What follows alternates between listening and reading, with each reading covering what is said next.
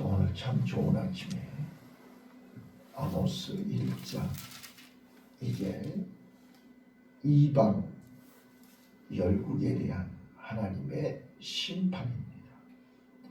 자, 오늘 이제 5개 나라에 대해서 지금 예언하는 말씀인데, 다메섹 3절부터 5절, 블레셋 가사에 대해서 6절부터 8절, 두로 9절부터 10절, 에돔 11절부터 12절, 암몬 13절부터 15절까지 이제 1장에 이어서 2장에 계속 8개 나라 민족에게 아모스 선지자를 통해서 심판을 선포합니다.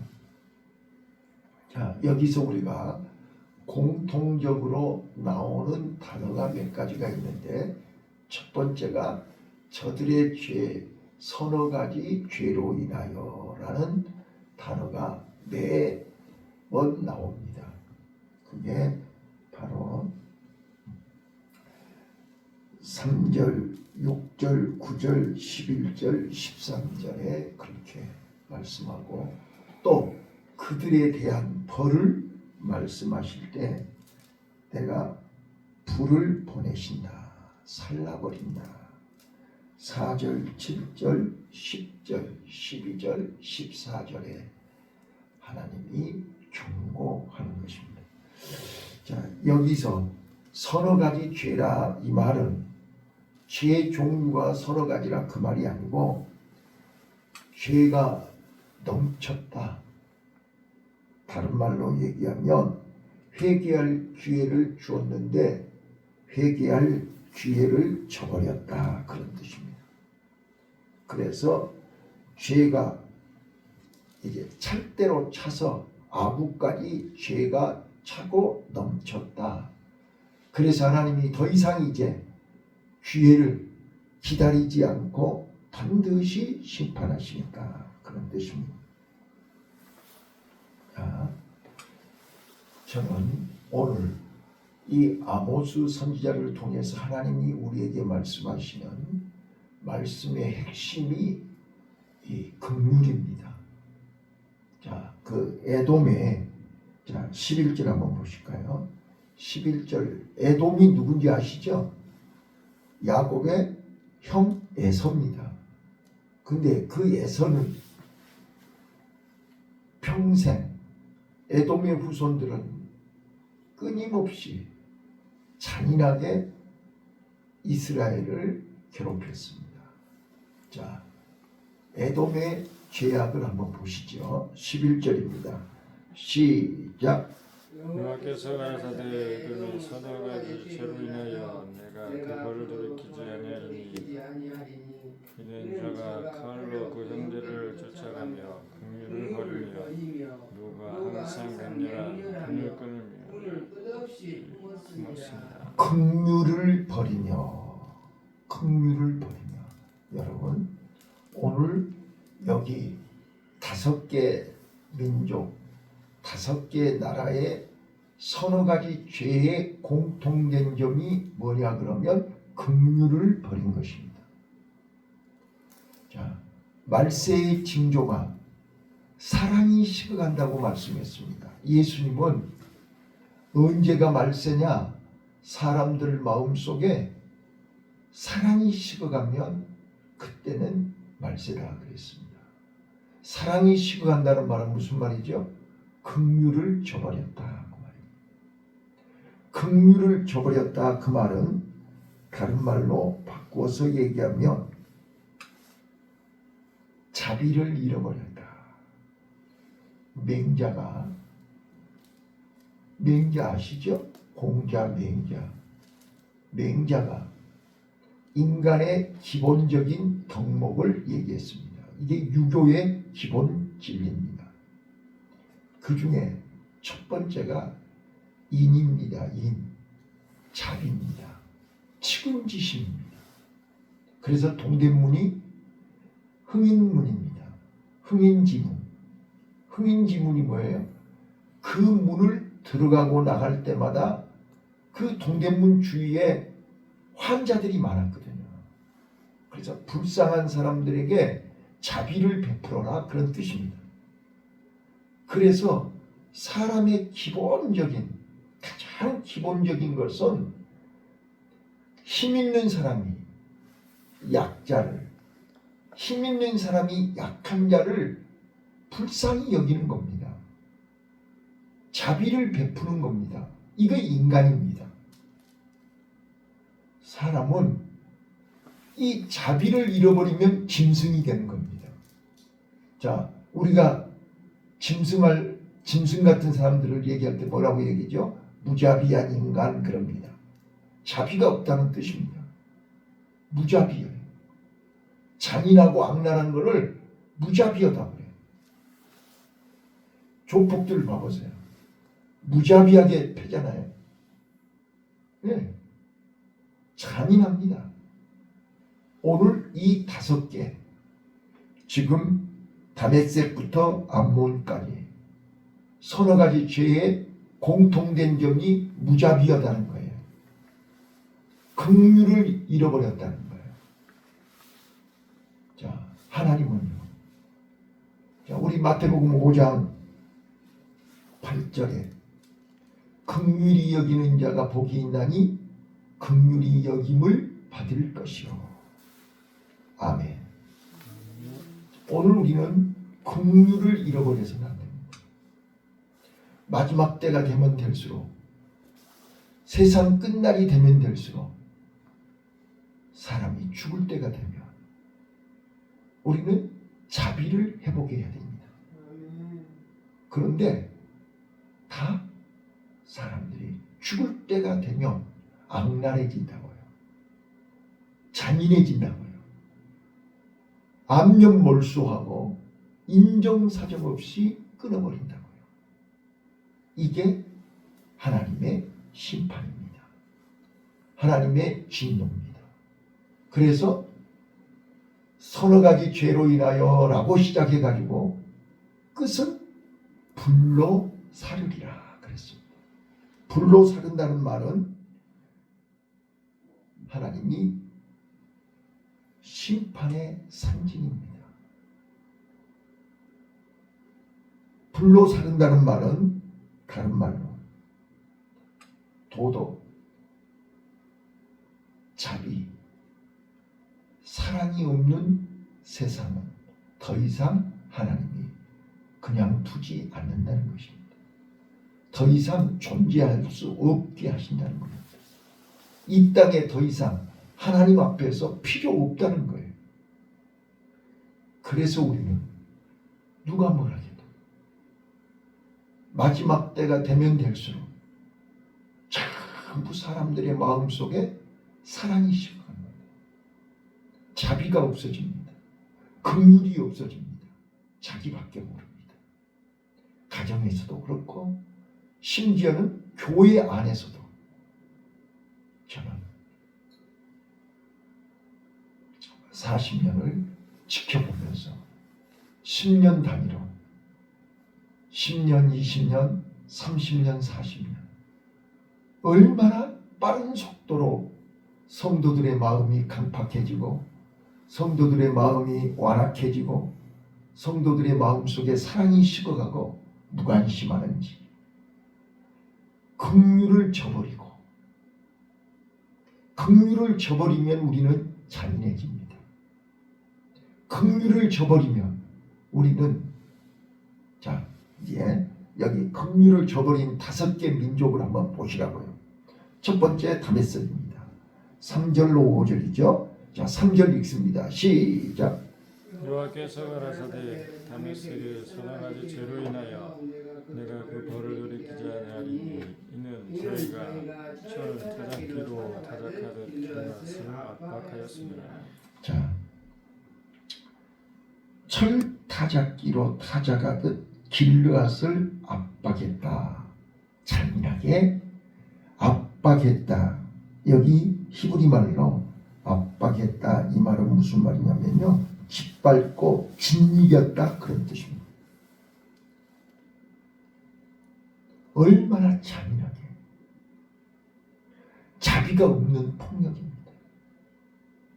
마치 조폭들이 인정사정 없이 발로 밟고 때리고 찌르고 죽이는 것처럼 길르앗 사람들이, 이 다메섹 사람들이 길르앗 사람들을 압박했습니다. 그 죄를 하나님은 다 보셨습니다. 그랬기에 4절 어떻게 하신다고요? 시작. 네가 하사엘의 집에 불을 못 내리니 그날 낮에 궁궐들을 사르리라. 하나님이 불을 보내셔서 그들을 심판하시겠다는 거예요. 다 살라버리겠다는 거예요. 또 자, 시간 관계상 두 번째입니다. 블레셋 한번 보겠습니다. 블레셋 6절입니다. 시작. 여호와께서 가라사대 가사의 서너 가지 죄로 인하여 내가 그 벌을 돌이키지 아니하리니 이는 저희가 모든 사로잡은 자를 끌어 에돔에 붙였습니다. 자, 사로잡은 자, 포로들이잖아요. 포로들을 어린아이에서부터 노인에 이르기까지 사로잡은 자들을 다 팔아넘겼다. 자, 다른 말로 얘기하면 뭐지요? 인신매매입니다. 사람을 돈벌이로 이용하고 사람을 거래의 수단으로, 거래의 도구로, 이것처럼 무자비하고 잔인하고 악랄한 게 어디가 있습니까? 자, 역사적으로 노예 링컨 대통령이 노예 해방을 했습니다. 그 전에 힘 있는 나라, 힘 있는 사람들이 약자들을 팔아넘겼습니다. 노예로 팔았습니다. 바로 여기 블레셋이 그랬습니다. 세 번째입니다. 두로를 보겠습니다. 9절입니다. 시작. 여호와께서 가라사대 불을 서너 가지 죄로 인하여 내가 그 벌을 돌이키지 아니하리니 이는 저희가 그 형제의 계약을 기억하지 않고 모든 사로잡은 자를 에돔에 붙였습니다. 자, 여기도 똑같이 에돔에 붙였다 그 말은 에돔에다 팔아먹었다 그 말이죠. 자, 이 두로는 배신입니다.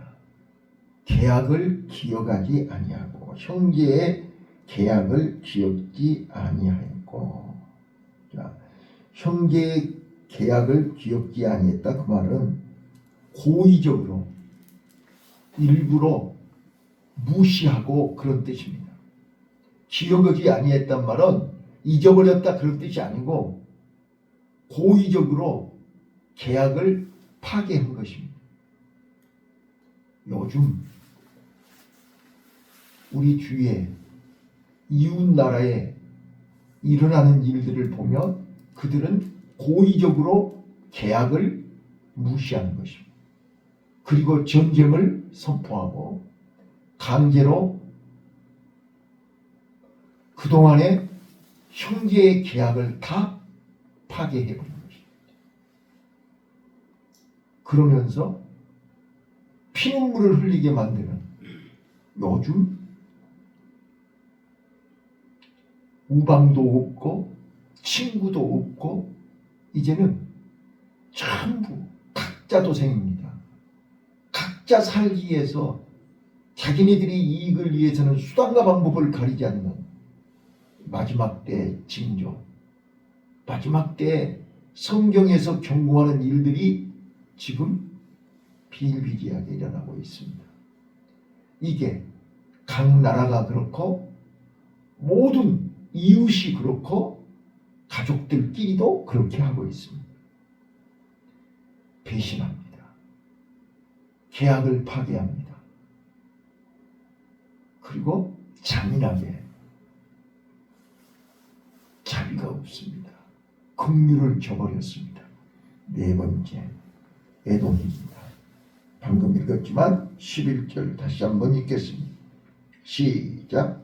여호와께서 가라사대 에돔이 선악하지 죄로 인하여 내가 그 벌을 돌이키지 아니하리니 이는 저가 칼로 그 형제를 쫓아가며 긍휼을 버리고 노가 항상 맹렬히 분을 품었습니다. 예. 여러분, 긍휼이라는 히브리 언어의 긍휼은 저 내장 저 밑에 내장 저 깊은 곳에서부터 올라오는 자비를 얘기합니다. 입으로 하는 자비가 아닙니다. 머리로 하는 자비가 아닙니다. 대충 하는 게 아닙니다. 저 내장 끝에서부터 올라오는 자비입니다. 그래서 우리는 한없는 자비라고 얘기합니다. 끝없는 자비라고 얘기합니다. 오늘 하나님으로부터 긍휼히 여김을 받으려면 우리는 나도 긍휼을 베풀어야 되는 것입니다. 오늘 하나님은 우리 가정, 우리 교회, 내 마음의 중심을 보고 계십니다.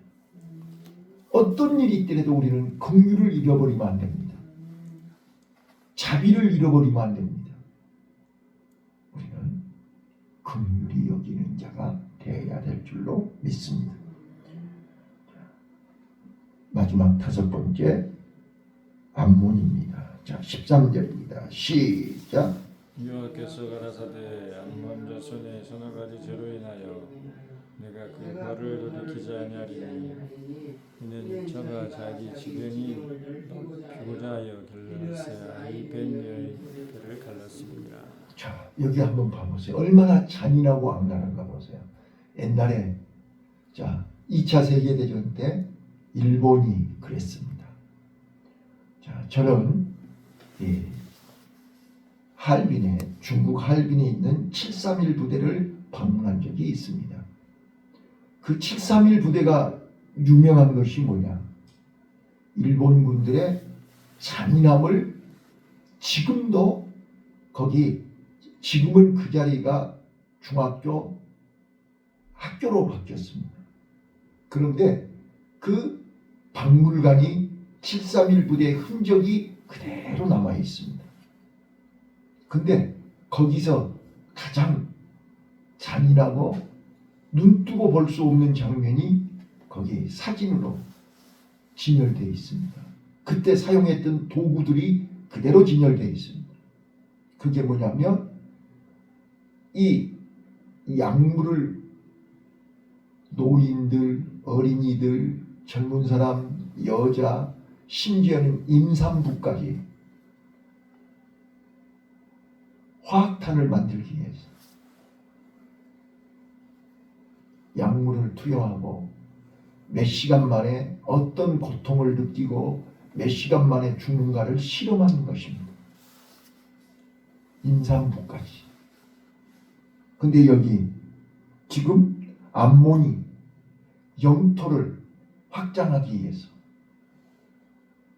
자기네 땅을 넓히기 위해서 임산부 배를 갈랐다. 이거는 자 봐보세요. 가장 약하고 가장 보호가 필요하고 가장 도움이 필요한 사람이 임산부입니다. 그런데 임산부 배를 갈랐다 그 말은 무슨 뜻입니까? 제약이 극에 달했다 그런 뜻입니다. 그 정도로 잔인했다 그 말입니다. 자, 그래서 일본이 그 정도로 중국에서 동남아에 있는 모든 사람들을 대상으로 인체 실험을 한 것이 731 부대입니다. 그래서 그 실험으로 만든 무기를 사용하기도 전에 하나님은 원자폭탄을 히로시마에 터뜨리신 것입니다. 만약에 일본이 그 무기를 썼다면 동남아에 지금 우리 부모 형제들은 얼마나 많은 피해를 지금도 보고 있겠냐 그 말이에요. 자, 그래서 하나님은 그 잔인한 그 일본을 원자폭탄으로 심판하신 것입니다. 자, 여기 지금 암몬이 13절에 다시 한번 봅니다. 암몬 자손의 서너 가지 죄로 인하여 내가 그 벌을 돌이키지 아니하리니 저희가 자기 지경을 넓히고자 하여 길르앗 아이벤 여인의 배를 갈랐습니다. 자, 얼마나 잔인하고 악랄합니까? 이 죄가 얼마나 무서운 죄입니까? 한 사람만 죽인 거 아니잖아요. 그 가정을 다 몽땅 죽인 거잖아요. 대를 끊기는 거잖아요. 자, 그래서 하나님은 14절 내가 라빠성에 불을 놓아 그 궁궐들을 사르되 전쟁의 날의 짐과 해리바람 날의 폭풍으로 할 것이며 저희 왕은 그 방백들과 함께 사로잡혀 가리라. 이는 여호와의 말씀입니다. 자, 저는 오늘 5월 가정의 날입니다.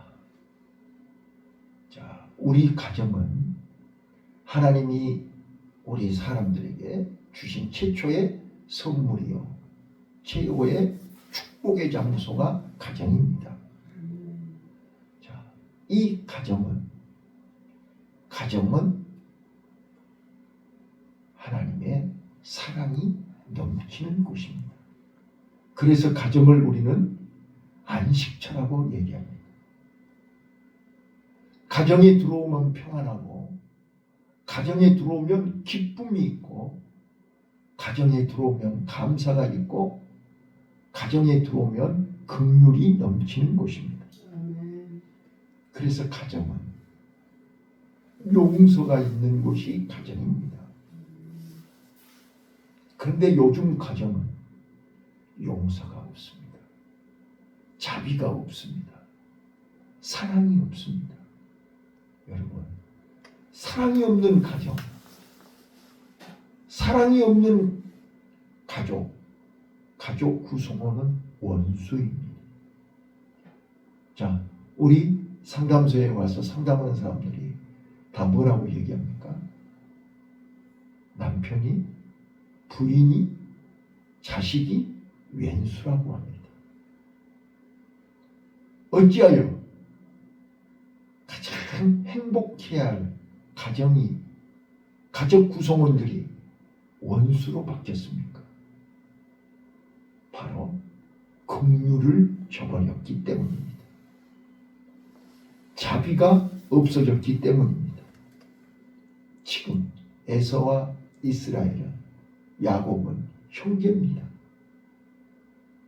그런데 그 에서는 그 장자의 명분을 빼앗겼다고, 사기당했다고, 잃어버렸다고, 죽을 때까지 자자손손 잔인하게 거기 11절 그들은 끝까지 칼로 그 형제를 쫓아가며 긍휼을 버리며 노가 항상 맹렬하며 분노가 가득해가지고, 여러분, 우리 마음속에 분노가 가득하다는 것은 병입니다. 죄입니다. 화가 가득하다는 말은 스트레스가 넘친다는 뜻입니다. 예. 그래서 그가 어떻게 했습니까? 분을 끝없이 품었다고 그랬습니다. 그는 자기 자신이 불행하다는 뜻입니다. 행복해야 할 가정에서, 행복해야 할 형제간에 분을 끝없이 품고 있다. 노가 항상 맹렬하게 있다. 이건 사람이 할 짓이 아닙니다. 그래서 이삭의 아들이요 아브라함의 손자인 에서는 평생 칼을 가지고 분노와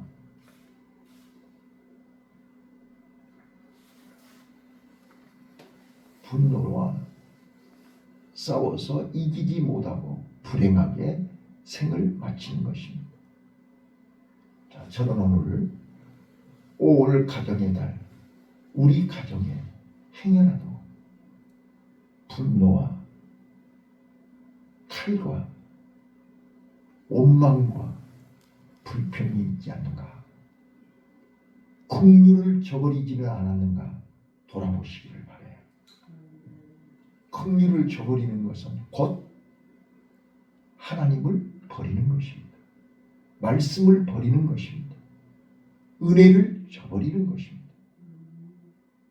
오늘 우리는 가정은 하나님이 우리에게 주신 최고의 선물입니다. 신령한 은혜의 장소입니다. 우리가 우연히 만났습니까? 우리의 만남이 우연입니까? 에베소서 1장 3절에 보면 하나님이 창세 전부터 예비하시고 하나님이 계획하시고 세우신 가정입니다. 이 가정을 통해서 하나님은 하나님의 계획, 하나님의 역사, 하나님의 뜻을 세우신 것입니다. 하나님의 은혜 안에 세워진 가정은 행복해야 됩니다. 거룩해야 됩니다. 사랑이 넘쳐야 됩니다. 긍휼이 넘쳐야 됩니다. 누가 뭐라해도 하나님의 긍휼은 그리스도 안에서 십자가의 보혈로 세워진 가정입니다.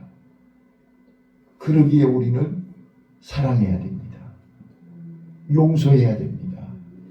그리고 서로 도와줘야 됩니다. 우리는 처음부터 태어날 때부터 불완전한 존재입니다. 2%가 모자랍니다. 그래서 서로 모자란 사람끼리 만나서 힘을 합쳐서 부족을 채워야 되는 것입니다. 우리 특별히 5월 가정의 달에 다시 한번 우리 가정을 돌아보면서 하나님의 긍휼, 하나님의 자비, 하나님의 사랑을 점검하는 복된 하루가 되시기를 예수님 이름으로 축원합니다. 기도하겠습니다.